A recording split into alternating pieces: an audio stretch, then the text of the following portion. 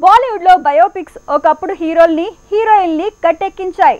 అలానే దేశభక్తి సినిమాలకు అలానే కలిసి వచ్చింది. వివాదాస్పద చిత్రాలు ఇలాంటి చిత్రాలే చేశాయి. సో ఈ మూడు ఫ్లేవర్లని కలిపితే ఎలా ఉంటుందనే ఆలోచనే నార్త్ స్టార్స్ లో పెరిగింది. ఇలా సక్సెస్ ని క్యాచ్ చేసేందుకు హైబ్రిడ్ ఫార్ములాను అప్లై చేస్తోంది బాలీవుడ్ బ్యాచ్. కంగనా రనౌత్ తేజస్ ఈ వీకే థియేటర్స్ లో కిక్ ఇవ్వబోతోంది. గత కొంతకాలంగా తనే ప్రయోగాలు చేసినా బెడిసి కొడుతోంది. తలైవి చంద్రముఖి 2 ఇలా వరుసగా 2 డిజాస్టర్లు ఫేస్ చేసిన కంగనా ఇప్పుడు తన ఆశలన్నీ దేశభక్తి సినిమా అయిన తేజస్ మీదే పెట్టుకుంది. తలైవితో కంగనాకు నటన పరంగా పేరొచ్చిన ఈ సినిమా కాసుల వర్షం తీసుకురాలేదు. చంద్రముఖి 2 అయితే తన కెరీర్ లోనే బిగ్గెస్ట్ డిజాస్టర్ గా మారింది. అందుకే ఈ వారం వచ్చే తేజస్ మీదే తన హోప్స్ ఉన్నాయి.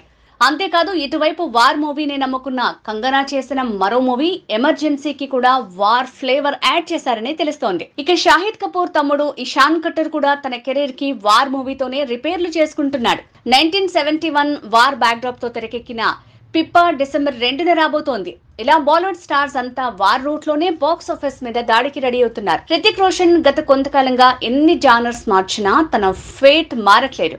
అందుకు పఠాన్ డైరెక్టర్ మేకింగ్ లో ఫైటర్ మూవీ చేశాడు.